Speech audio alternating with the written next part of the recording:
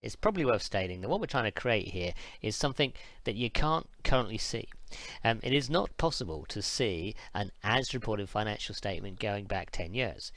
The best you can do is kind of look at 2 years in one report, then move to the next report and look at the next 2 years, and so on and so forth, and each time they will subtly change, and so you may struggle to compare what you're looking at in 1 year with what you see in a report from a previous year. So we may be trying to achieve something here that has never been achieved before, so just bear that in mind as we go along.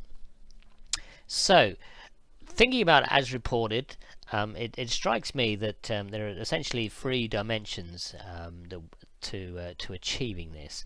The first of these is items, and the question we need to ask ourselves is every item that has been reported, is that in the statement that we're looking at? And the answer to that in this particular case is emphatically yes. Every single item and value that a company has shown in the face of their financial statements is picked up in this conglomeration of all the statements. So every item that is tagged differently gets picked up. So we have the lot in here. So that's kind of like step one. Have we picked them all up?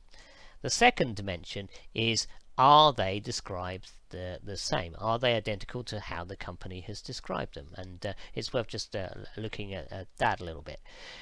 We pick up all the tags that the companies use. So these are the as reported tags. So every time a company creates a new item with a different tag, then we pick it up. So for example, if they use 10 tags 1 year and then they use a different 10 tags the next year, and so on and so forth, we would pick all that up. So what we'd end up with, if we had a 10-year financial statement, is 100 tags, reflecting the fact that they've used different tags, maybe for the same item each year. And as well as that, we pick up the labels for each of those tags. So if an item, so yeah, a sort of classic example is here, I suppose. This they've used the item other investments, and that is repeated for each of the 3 years we've got on display. So we pick that up as a single item, although obviously it's 3 separate items from 3 separate sets of accounts. But because they've used the same tag, we stick it on the same line. And as far as how we describe it, which is basically taken again from what was reported by the company, what we do is we take the very latest description. So if the company themselves was creating a 10-year balance sheet, which is obviously what we're looking at here, then they would use the very latest label to describe it for each of the successive years, because it would be all in one row, and that's what we do.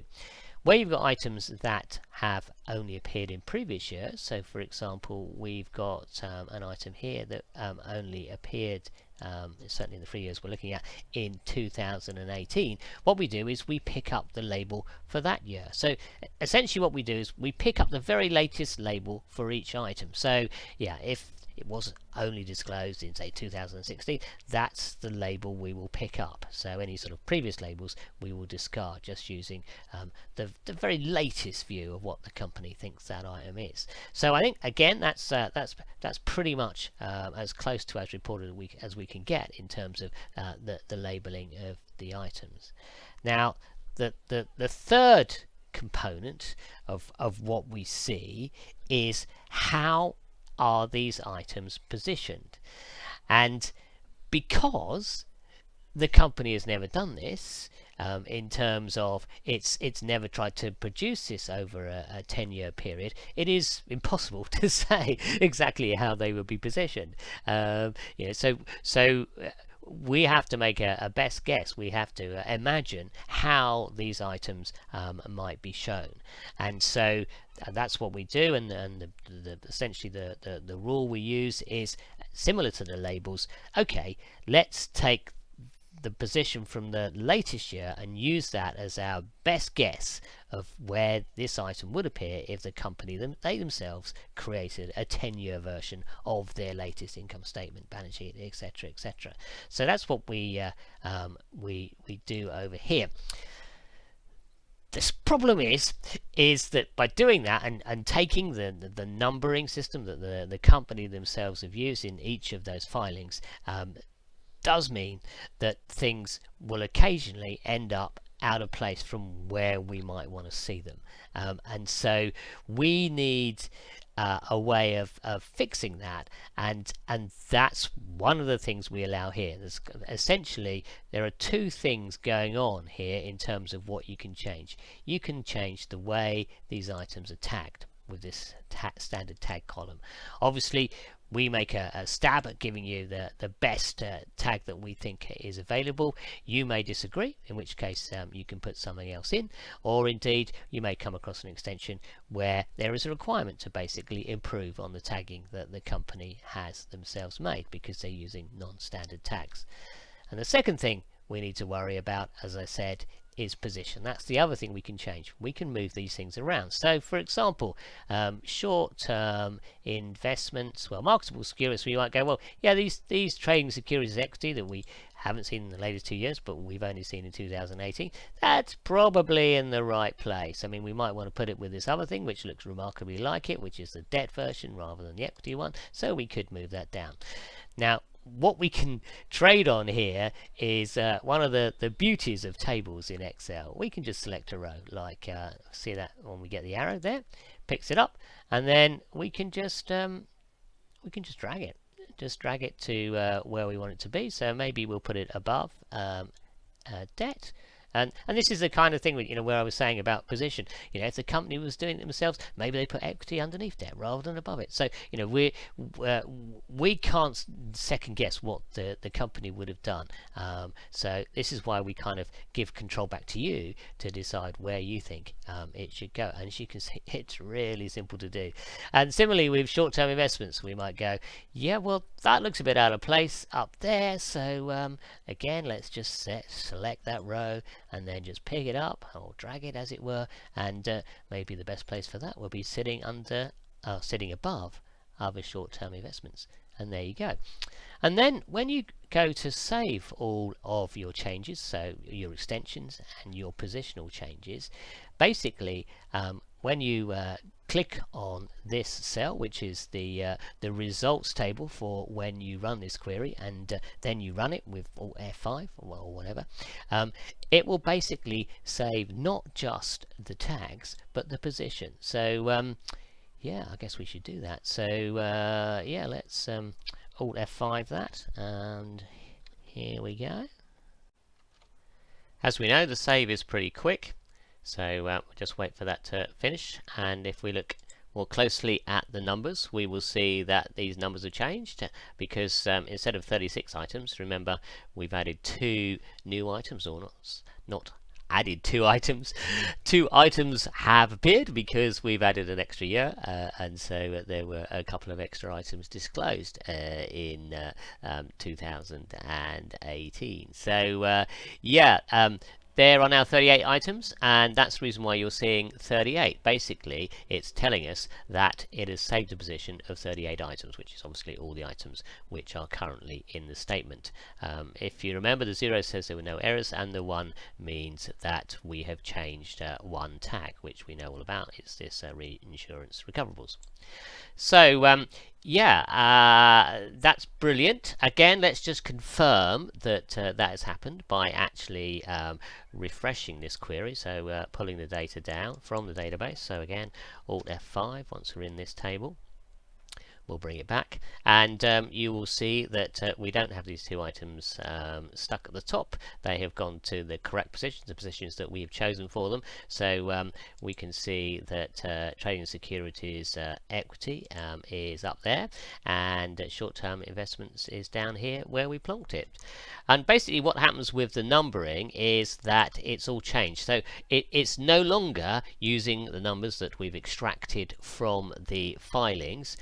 We've essentially said to you, you can rearrange it, so it now takes your numbering. This is basically the numbering that you gave it by how you position the items when you save the values using this query. So obviously most of the items you're not going to move, so it will automatically number them in relation to the items around them. So as you can see, it's a straightforward 100, 110, 120, etc., etc., etc. So yeah, that's how the numbering system works, and obviously the other advantage of having these numbers change is it means that we can immediately see if any new items have popped up for an extra year when we sort of start to add more years to our statement. So yeah, let's do that. Let's put a 4th year in, and good old Alt F5, and see if we got any more items to come in. And yes, here we go, yet another marketable securities that the company has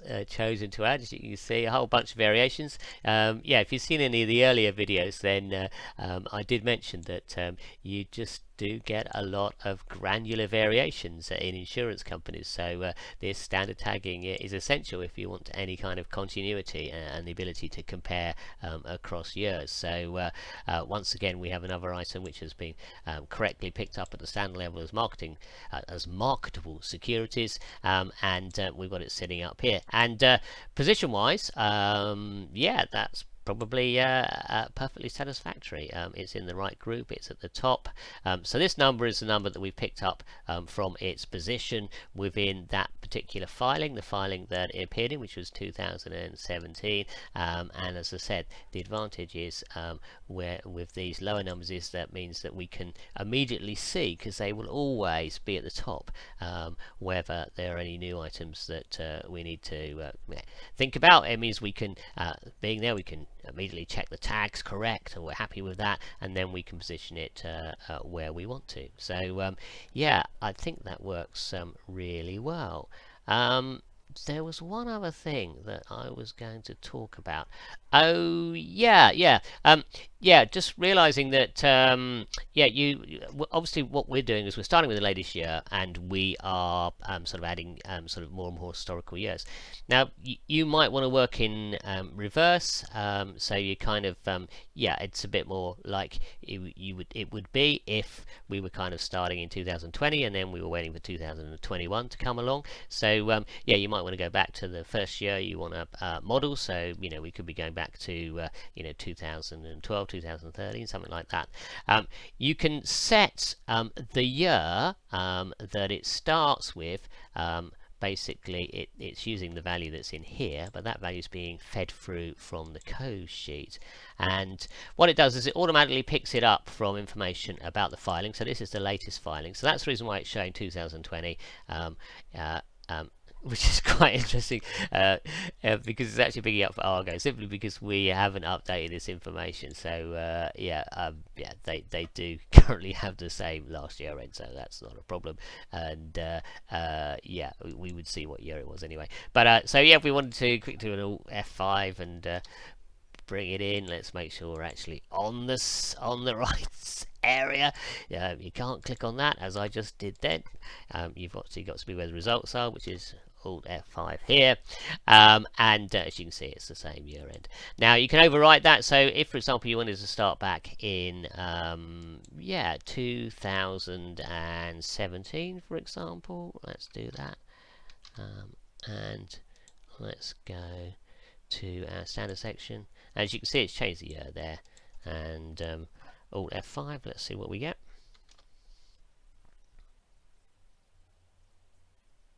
So it's pulled back 3 years from 2017, so that would take us back to 2014, as we can see up here.